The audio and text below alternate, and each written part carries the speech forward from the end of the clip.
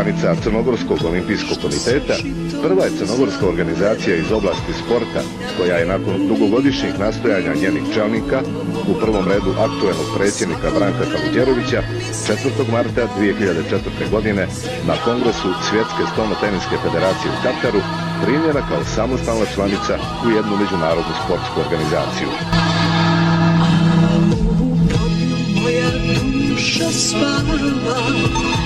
Srećita kao slana glas, postelja joj meka trava, zemlja moja,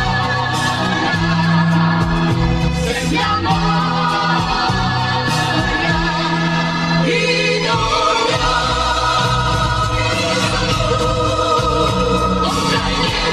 onda je stupadila sa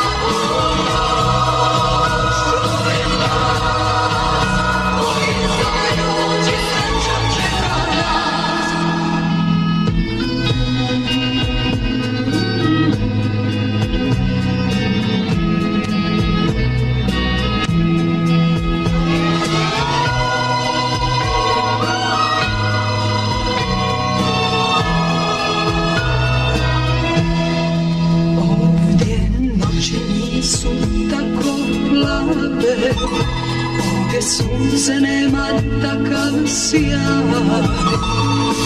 ovdje nisu takve trave, zemlja moja.